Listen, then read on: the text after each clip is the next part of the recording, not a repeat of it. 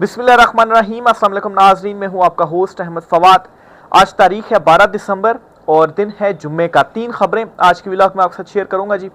पहली बड़ी breaking news तो ये है कि राना सनाउल्लाह ने इमरान खान साहब के अगेंस्ट अपनी नाकामी का एतराफ़ कर लिया है और ख़ास तौर पर जनरल रिटायर्ड फैज़ हमीद को सज़ा के बाद जो एक बयानिया बनाया गया कि अब इमरान खान साहब की मज़ीद पकड़ होगी, ये कैसे बुरे तरीके से पिटा है, इस पर कुछ एक्सक्लूसिव डिटेल्स आपके साथ में शेयर करूंगा जी।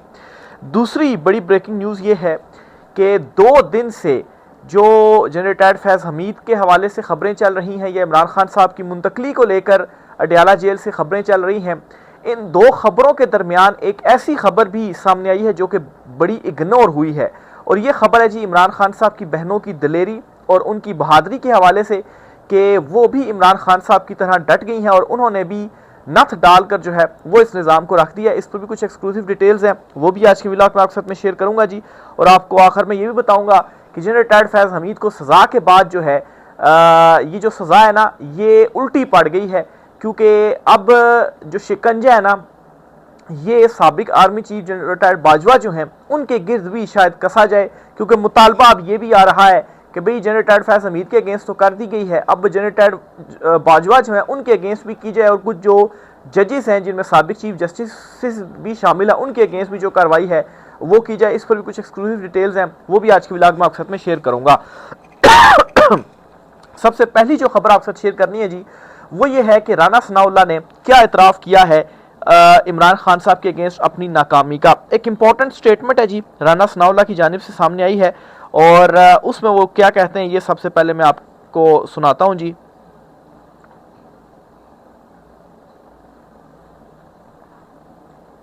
राना सनाउल्लाह साहब जी एक निजी टीवी चैनल शो में ये कहते हैं कि इमरान खान साहब ने अपनी बहन से मुलाकात में कुछ ऐसी चीज़ें कही हैं जिससे इनके भारत से राब्तों का पता चलता है। हमारे पास इसके शवाहिद मौजूद हैं। अभी इस बारे में ज़्यादा नहीं बता सकता, मगर इस गुफ्तगू की बुनियाद पर मैं ये कह सकता हूँ कि इमरान खान इस मुल्क के लिए थ्रेट हैं। तो ये राना सनाउल्लाह की स्टेटमेंट है। अब इस स्टेटमेंट को मैं ये क्यों कह रहा हूँ जी कि ये अपनी नाकामी का एतराफ़ कर रहे हैं। ये स्टेटमेंट कल रात एक टीवी चैनल के शो में राना सनाउल्लाह की जानिब से दी गई और ये स्टेटमेंट तब दी गई है जब जनरल रिटायर्ड फैज़ हमीद को सज़ा के बाद ये एक बयानिया बनाया जा रहा है जी कि अब जो बारी है ना अब बारी आएगी इमरान खान साहब की। और जनरल रिटायर्ड फैज़ हमीद ने कुछ ऐसी बातें या ऐसे सबूत दे दिए और इमरान खान साहब के अगेंस्ट भी उन्होंने कुछ सबूत दे दिए कि अब उनके अगेंस्ट बड़ी जो कार्रवाई है वो होगी और मिलिट्री ट्रायल होगा। तो इस प्रोपेगेंडे की नाकामी के बाद अब आप देखें कि ये इस हद तक नीचे गिर चुके हैं जी कि कुछ ना कुछ ये ऐसा ढूंढना चाह रहे हैं कि जो इमरान खान साहब के अगेंस्ट जो बयानिया है ना उससे वो बना सके। अब देखें इद्दत केस बनाया, इमरान खान साहब की निजी ज़िंदगी को उछाल कर इमरान खान साहब को बदनाम करने की कोशिश की। इसके अलावा तोशा खाना केस बनाया गया, घड़ी चोर का बयानिया बनाया गया, वो बुरे तरीके से पिट गया। जो अलकादिर ट्रस्ट केस बनाया गया वो बुरे तरीके से पिट गया। जनरल रिटायर्ड फैज़ हमीद का बयानिया 2-3 साल से इमरान खान साहब के अगेंस्ट बनाया जा रहा था, बल्कि 4 साल से बनाया जा रहा था जी कि इमरान खान और जो है जनरल फैज़ हमीद जो है उन्होंने मिलकर तो ये कर दिया तो वो कर दिया। लेकिन वो कहते हैं ना कि हवा ये डाली जा रही थी कि जैसी जनरल रिटायर्ड फैज़ हमीद को सज़ा होगी तो फिर उसके बाद आप देखेंगे कि इमरान खान साहब के अगेंस्ट कौन सा पता नहीं कोई बड़ा जो मुकदमा है वो खुल जाएगा और इमरान खान को ये हो जाएगा तो इमरान खान को वो हो जाएगा। तो 2 दिन से जब से ये सज़ा का फैसला जो है वो सामने आया है, इसके बाद क्या हुआ है ये भी बुरे तरीके से पेटा है, बल्कि उल्टा इनको अपने ऊपर ये पड़ गई है, क्योंकि अब जनरल रिटायर्ड बाजवा जो है और कुछ चीफ जस्टिस जो हैं उनके अगेंस्ट भी कार्रवाई का मुतालबा जोर पकड़ता जा रहा है। वो भी मैं आगे चलकर आपके साथ शेयर करता हूं जी।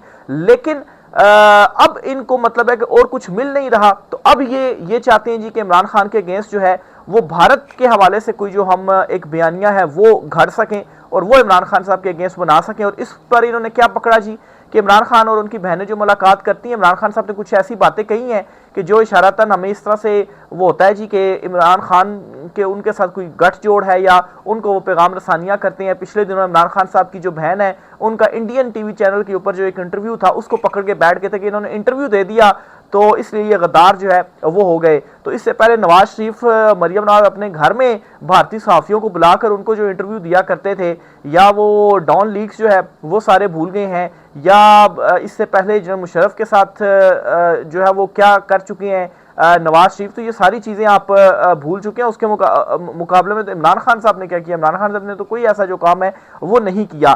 तो ये अपनी नाकामी का एक इन्होंने इतराफ़ कर लिया है कि जनरल रिटायर्ड फैज़ हमीद के हवाले से इतना ज़्यादा हम इमरान खान पर जो प्रोपेगेंडा थे वो करते थे जी कि अब केस खुलेगा और इमरान खान साहब जो हैं उनकी तो छुट्टी हो जाएगी। क्या हो जाएगा? अब आप देखें, मिलिट्री ट्रायल भी अगर इमरान खान साहब का हो जाता है तो क्या होगा इससे? इमरान खान साहब को आप मजीद भी सजाएं दे देते हैं तो क्या होगा इससे? कुछ भी नहीं होगा। इमरान खान साहब जेल में बैठे हुए हैं, मजीद सजाएं हो जाएंगी तो मजीद जेल में बैठे हुए हैं वो, तो कोई उनके बयानिए को या किसी चीज़ को कोई फ़र्क तो नहीं पड़ा। उल्टा उनकी एक ट्वीट से इतनी ज़्यादा जो है वो बेचैनी या बेसुकूनी हो जाती है कि इमरान खान साहब की जो मुलाकातें हैं वो बंद कर दी गई हैं। तो असल नाकामी तो दूसरी तरफ है, और ये इस चीज़ का इतराफ़ है जी कि हमारा हर बयानिया पिट गया, तो अब हम ये जो चीज़ है ना वो बना सकें। भी जनरल फैज़ की बात कर रहे हैं, आप उस हवाले से कोई बयानिया फिर बना के दिखाएं ना पब्लिक के अंदर कि देखें जी जनरल रिटायर्ड फैज़ हमीद जो हैं उनको होगी ये सज़ा, और अब जो है वो इमरान खान साहब के हवाले से ही होगा। लोगों को जो है वो अब हकीकत का मालूम हो चुका है, और वो आपके किसी किस्म के भी बयानिए को जो है वो एक्सेप्ट करने के लिए तैयार नहीं है। उल्टा हुआ ये है जी कि ये जो सज़ा है ना ये इनको गले पड़ गई है। कैसे गले पड़ गई है? ये नासिर भट्ट है जी, नून लीग के सेनेटर हैं, ये कहते हैं जी कि साबिक army chief general Qamar Javed Bajwa के एहतसाब का उन्होंने अंदिया दिया और कहा कि जिस इदारे ने फैज़ का एहतसाब किया वही बाजवा का भी करेगा, और इन्हें यकीन है कि बाजवा, साकिब निसार, आसिफ खोसा, इजाजुल एहसन का एहतसाब होगा। सुप्रीम कोर्ट या हुकूमत जजिस का भी एहतसाब करे। तो ज़ाहिर सी बात है, अब जनरल रिटायर्ड बाजवा जो हैं उनका एहतसाब होगा क्या? मतलब है कि मेरा ये नहीं ख्याल कि उनका कोई एहतसाब जो है वो हो पाएगा, क्योंकि आप देखेंगे ऑन रिकॉर्ड है ये बहुत सारी चीज़ें। मौलाना फजल रहमान की स्टेटमेंट ऑन रिकॉर्ड है कि जनरल फैज़ और जनरल बाजवा जो थे वो वहाँ पर मौजूद थे, उन्होंने कहा जी कि इमरान खान साहब के अगेंस्ट अदम एतमाद जो है वो लेकर आनी है। फिर जनरल बाजवा जो है वो अकेले तो नहीं थे सारी चीज़ों के अंदर, ज़ाहिर सी बात है ऊपर भी उनके कुछ लोग थे, नीचे भी उनके कुछ लोग थे, लेकिन सिर्फ और सिर्फ जनरल फैज़ हमीद जो है उन्हीं को जो सज़ा है वो सुनाई गई है। और जनरल बाजवा की ही बल्कि एक स्टेटमेंट थी, उन्होंने हामिद मीर साहब जो है वो अक्सर ये बात करते हैं कि उनने इस तरह से कुछ स्टेटमेंट दी थी जी कि आप अभी तक हमारा जो सिस्टम है वो नहीं समझे, अपनी चीफ को जो है वो कुछ भी नहीं होने देते। तो जो एक बयानिया ये बनाया जा रहा था जी कि अब हम अपना जो एहतसाब है ना अंदर से वो भी हम कर रहे हैं, तो वो बयानिया भी बुरे तरीके से पिटा है। क्योंकि जनरल फैज़ को सज़ा के बाद अब सवाल तो जनरल बाजवा और कुछ चीफ जस्टिस जो हैं माजी के, साकिब निसार या आसिफ सईद खोसा वगैरह, उनके ऊपर भी उठ गए हैं कि अब इनका क्या होगा। और जाहिर सी बात है अगर उनका एहतसाब ना हुआ तो फिर ये जो सज़ा है ये मतलब है किस खाते में जो है वो दी गई। तो इससे फिर साफ यही बयानिया एक तासुर गया ना कि पिक एंड चूज़ जो है वो की गई है। तो इस वजह से मैं कह रहा हूँ जी कि बुरी तरीके से इसमें जो नाकामी है वो हुई है। फिर आप देखें कि मियाँ अली अशफाक जो वकील हैं जनरल रिटायर्ड फैज़ हमीद के, उन्होंने एक ट्वीट किया जिसमें वो कहते हैं कि 90 से ज़्यादा समातें हुई, जो ये केस हुआ जनरल रिटायर्ड फैज़ हमीद का, 90 से ज़्यादा समातें हुई और मैंने 3 से 12 घंटे योमिया अपने मोक्कल के साथ भी गुजारे। जीरा में पूछे गए 8000 सवालों में से 8 सवालों के जवाब भी मुलजिम के खिलाफ इस्तगासा के गवाह नहीं दे पाए। ये केस हमने 100 में से 100 नहीं बल्कि 1000% जीता हुआ है। ताहम ये अदालत का फैसला है, हमें उम्मीद है कि हम इसको अगले फोरम में अपना जो मौक़िफ़ है वो रखेंगे और इंसाफ हासिल करेंगे। ये उन्होंने गुफ्तगू किया। उनका ये कहना जी कि अब हम नेक्स्ट फोरम के ऊपर जाएंगे और ये केस हम जीते हुए थे। इस्तगासा जो है वो 8000 सवालों में से 8 सवालों के भी जवाब जो है वो नहीं रख सकी जो गवाह थे। तो नेक्स्ट फोरम के ऊपर हम ये रखेंगे और वहाँ से जो हमें उम्मीद है जी पूरी की जो इंसाफ है वो हमें मिलेगा। तो उनके मुताबिक तो ये जो सारे का सारा केस था यही इस तरह का केस था जी कि इसमें सज़ा होना ही नहीं चाहिए थी, लेकिन खैर वो कहते हैं जी कि अदालत का ये फैसला है, बाकी हम नेक्स्ट फोरम के ऊपर इसे चैलेंज जो है वो करेंगे। इसी तरह से जी फैसल वावडा हैं जी, आप ये देखें इनको हर चीज़ का पहले से पता चल जाता है। इन्होंने कहा, पहले कह दिया था जनरल फैज़ की सज़ा से पहले ही कि इनको 14 साल की सज़ा होगी। तो अब ये एक और स्टेटमेंट देते हैं, कहते हैं कि फैज़ हमीद बानी पीटीए के खिलाफ गवाही और शवाहिद देने जा रहे हैं। फैसल वावडा की ये गुफ्तगू, ये बात फैसल वावडा को किसने बताई और सज़ा के बाद किसी के खिलाफ गवाही या शवाहिद दिलवाना कुछ अजीब ही है। मतलब लोग वादा माफ गवाह तो सज़ा से पहले बनते हैं, ये सज़ा के बाद गवाही के पीछे मकासद क्या हैं, इससे जनरल फैज़ को क्या फ़ायदा होगा। जनरल फैज़ को बराह रास्त अहकामात इमरान खान दे रहे थे या जनरल बाजवा, तो वो जनरल बाजवा के ख़िलाफ़ गवाही देने को तैयार क्यों नहीं। तो ये जी एक क्वेश्चन तो जो है वो उठा ही है। वही मैंने आपको बताया ना कि बयानिया जो बुरे तरीके से पिटा है, और अब जो सारे मतलब है कि इमरान खान साहब के अगेंस्ट बयानिया बनाने की कोशिश की गई, लेकिन हुआ ये कि जनरल बाजवा जो हैं उन्हीं के हवाले से सवाल उठने लग पड़े कि अहकामात तो वहीं से फिर जो है वो लेते रहे हैं, तो उनके अगेंस्ट क्यों गवाही जो है वो नहीं दे रहे, या क्या इससे करना चाह रहे हैं, या ये सारी जो चीज़ें हैं जी वो इस वक्त चल रही हैं। तो ये जी कुछ इंपॉर्टेंट डिटेल्स थी। आखिर में आपको एक और ख़बर जो शेयर करनी है वो ये है कि 2 दिनों के दौरान जी बल्कि मंगल से लेकर जुम्मे तक ना जनरल रिटायर्ड फैज़ हमीद और दीगर कुछ इमरान खान साहब को अडयाला जेल से मुंतकली की जो खबरें थी वो इतनी ज़्यादा जो है वो इवन के सोशल मीडिया के ऊपर भी गर्दिश हुई कि एक बहुत ही इंपॉर्टेंट जो मामला था वो इग्नोर हुआ है जी। वो मामला आपके साथ में शेयर करना चाहता हूँ जी, और वो ये है कि इमरान खान साहब की जो बहनें हैं, जो सलूक इनके साथ किया गया अडयाला जेल के बाहर जब इमरान खान साहब से मुलाकात करने के लिए गई थी, ये जो खबर है ना ये बिल्कुल दब गई है। ये खबर उस तरह से हाईलाइट नहीं हुई। अब इसमें क्या खबर आपके साथ देनी थी जी। एक तो मंगल वाले दिन बहनों ने जो एहतजाज किया, जो पानी उनके ऊपर फेंका गया, इससे क्या हुआ कि इमरान खान साहब की जो बहनें थी ना, 2 बहनें, अलीमा खान साहबा तो आई हुई थी, वो भी गालिबन जख्मी हुई होंगी, लेकिन 2 बहनें जो है ना वो उससे जख्मी हुई थी। एक बहन तो इमरान खान साहब की 2-3 मरतबा उस पानी कि जो प्रेशर है उसकी वजह से नीचे गिरी भी हैं। तो 2 बहनें इमरान खान साहब की जख्मी हुई। फिर उसके बाद सुहेल अफरीदी जुमेरात वाले दिन अडयाला जेल के बाहर आए इमरान खान साहब से मुलाकात करने के लिए। स्टिल उनकी जो मुलाकात है वो नहीं होने दी गई। उन्होंने बाहर जो गुफ्तगू है जी वो भी बड़ी इंपॉर्टेंट वहाँ पर की, वो मैं कल के व्लॉग में शेयर कर चुका हूँ। लेकिन ये मुलाकात वाला जो मामला था ना ये इंपॉर्टेंट था, ये ज़्यादा हाईलाइट नहीं हो पाया। और फिर इसमें आप ये देखें कि ये बयानिया बनाते हैं ना कि इमरान खान साहब सियासी गुफ्तगू करते हैं, ट्वीट कर देते हैं, सख्त बातें करते हैं, तो इसलिए हम मुलाकात नहीं होने दे रहे। तो बुशरा बीबी साहिबा जो हैं वो तो इस किस्म की कोई बात नहीं करती हैं, और उनसे जितनी भी मुलाकातें हुई हैं किसी एक मुलाकात की भी खबर या किसी की भी स्टेटमेंट सामने नहीं है कि आज बुशरा बीबी साहिबा ने जो है वो ये कहा। तो उनकी भी जो मुलाकातें हैं वो बंद की गई हैं। बैरिस्टर गौहर ने भी इस बात की तस्दीक की और कहा जी कि उनकी जो मुलाकातें हैं वो आपने क्यों बंद की हुई हैं। इमरान खान साहब के हवाले से तो आप कहते हैं कि सियासी गुफ्तगू करते हैं, तो उनकी मुलाकातें क्यों बंद की गई हैं।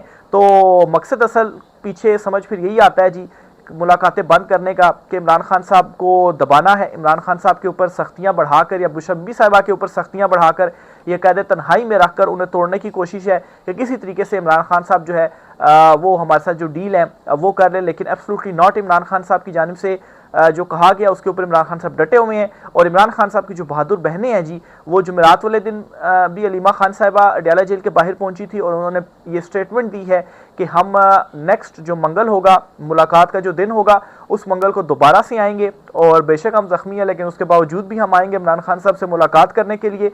और इतलात ये भी है कि पाकिस्तान तहरीक इंसाफ के कारकुनान की एक बड़ी तादाद जो है वो भी इस मरतबा अडयाला जेल के बाहर आएगी। पुरअमन तरीके से ही ये जो एक एहतजाज है वो किया जाएगा, क्योंकि अभी तक आप देखें कोशिश तो की गई कि कुछ फ्रस्ट्रेट किया जाए सुहेल अफरीदी को कि हम मुलाकात नहीं करवाते ताकि वो कोई धरने की कॉल वगैरह दे दें, लेकिन एक अच्छा जो तरीका था जी वो सुहेल अफरीदी ने अडॉप्ट किया कि वो फ्रस्ट्रेट होने की बजाय मुसलसल कोशिशें करते रहे। बार बार वो आते हैं अडयाला जेल इमरान खान साहब से मुलाकात करने के लिए, बहनें आती हैं, तो इससे क्या हुआ है जी कि जो मुखालफीन है ना वही फ्रस्ट्रेट हुए हैं, और जो इमरान खान साहब की बहनों के साथ सलूक किया गया है ना ये बिल्कुल याद रखा जाएगा। और कल को इनके पास जवाब नहीं होगा कि मतलब है कि जो सलूक इनकी जानिब से अभी खवातीन के साथ रवा रखा गया है। तो ये जी कुछ इंपॉर्टेंट डिटेल्स थी। आखिर में सुप्रीम कोर्ट ऑफ पाकिस्तान से भी एक खबर शेयर करना चाहता हूँ जी। सुप्रीम कोर्ट ऑफ पाकिस्तान में आज एक वाकया पेश आया है कि एक शहरी जो सुप्रीम कोर्ट ऑफ पाकिस्तान में इंसाफ लेने के लिए आया था, वो सुप्रीम कोर्ट की बिल्डिंग में दाखिल होते ही दिल के दौरे की वजह से जो है वो उसकी वहीं पर जो मौत है वो हो गई। तो मेरे ख्याल से चीफ जस्टिस या अफरीदी साहब या जो दीगर हैं इनमें जी जो आईनी अदालतें भी बना रहे हैं और बाकी मामलात भी कर रहे हैं जी कि केसेस को जल्द निपटाया जाएगा, तो ये आपका इंसाफ है। शहरी जो है वो इंसाफ मिलने से पहले ही, उनके केस इतने अरसे चलते रहते हैं कि इंसाफ मिलने से पहले ही वो अदालतों में ही दम जो है वो तोड़ रहे हैं। तो उनको क्या, बल्कि ये भी ऐसी भी एग्जांपल्स सामने आई हैं जी कि कई लोगों को बरी तब किया गया जब उनकी जेल में अमवात जो है वो हो गई हैं और उसके बाद उनको केस से बरी किया गया जी कि बस अब इनको छोड़ दिया जाए, तो तब जो है वो क्या फ़ायदा। इंसाफ दम तोड़ गया। सुप्रीम कोर्ट में अपने घर की तामीर का मुकदमा लड़ने वाला पिंडी का रिहायशी आबिद हुसैन समाअत मुलतवी होने पर दिल का दौरा पड़ने से अदालत के दरवाजे पर ही चल बसा। मुकदमा 22 जुलाई 2024 को दायर हुआ। पहली समाअत 11 नवंबर 2025 को हुई। आज दूसरी समाअत थी, लेकिन अफसोस ये जी कि वो जो शहरी था वही चल बसा और इंसाफ जो है वो उसको नहीं मिल सका। राय का साथ कीजिएगा। आज के व्लॉग से इतना ही, इजाजत दीजिए। अल्लाह हाफिज।